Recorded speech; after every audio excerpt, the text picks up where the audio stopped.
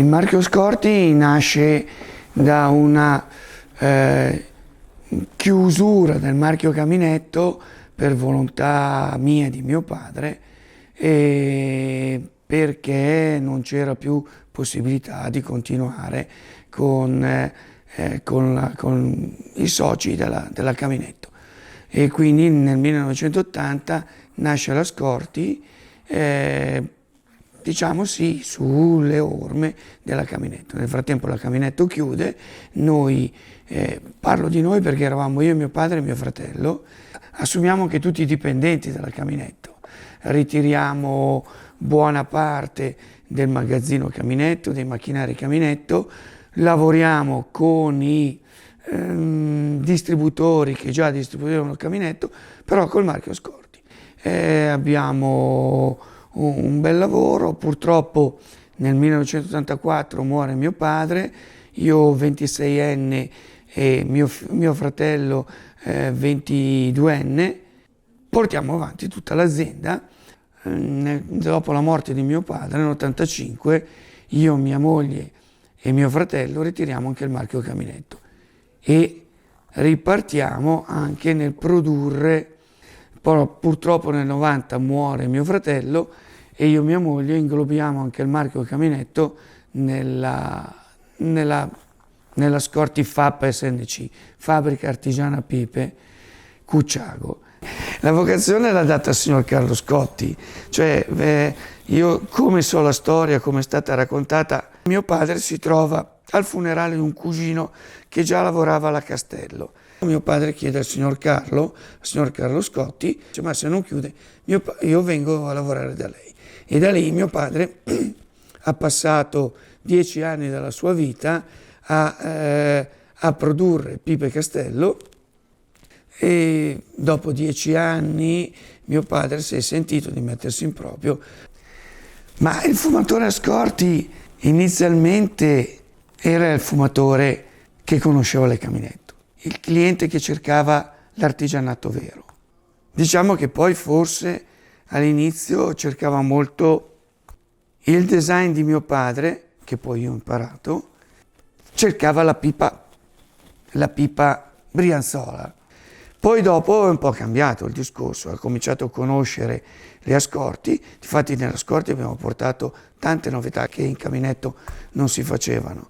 Abbiamo portato qualcosa di innovativo grazie a me, grazie a mio fratello e grazie un po', quello arriva dopo, grazie un po' anche a mia moglie. Sì, l'identikit del fumatore Ascorti secondo me è proprio quello, che vuole un classico bello, una fumata buona perché comunque la radica è stagionata, perché i fori sono fatti in modo che siano calibrati sulla grandezza della pipa, il bocchino è fatto a mano, quindi la differenza del leb si sente, si vede, si sente in bocca, quindi è comunque un fumatore esigente ed è il fumatore, non il collezionista, perché magari noi non abbiamo pezzi, non vogliamo fare il pezzo da mettere sul mobile. Noi facciamo proprio per chi vuole fumare, facciamo anche tante rusticate che magari non sono bellissime come le lisce, come le fiammate, anche perché purtroppo la radica non sempre la dà, però la rusticata è una pipa che si fuma benissimo. Quindi io credo che il fumatore di Ascorti è proprio il fumatore che apprezza tutte le varie sfumature di una pipa fatta artigianalmente. Il design italiano è ancora portato avanti, in particolar modo il design di questa zona che è legato tanto alla classicità, molto alla classicità. Per quanto ci riguarda, per quanto riguarda la Scorti e tutto quello che abbiamo sempre fatto, siamo sempre stati molto sul classico, perché secondo me fare una bella pipa classica è molto più difficile che fare una freeline, che come ti viene, magari bellissime, però riuscire a fare un bel classico non è facile e gli italiani riescono a farlo e non tutti riescono a farlo. Adesso è che noi, tra virgolette, ci stiamo divertendo a fare quello che vogliamo e quello che possiamo, quando vogliamo e quando possiamo. non penso di aver portato molto valore femminile in questa azienda, perché la parte artistica dell'Ascorti è sempre stata lui. Allora, noi abbiamo fatto 2 scuole diverse. Lui ha fatto scuola d'arte e io ho fatto ragioneria. Quindi l'inizio è stato proprio un'azienda, tu fai la parte artistica e io faccio il commerciale. Però, insomma, dopo tanti anni che lavoriamo insieme, tante lavorazioni ultimamente, per esempio, mi permetto di dire che alcuni colori che lui non vuole fare e io insisto, e lui si arrabbia, proviamo, ne facciamo una, se non è bene, e poi vabbè, poi si convince.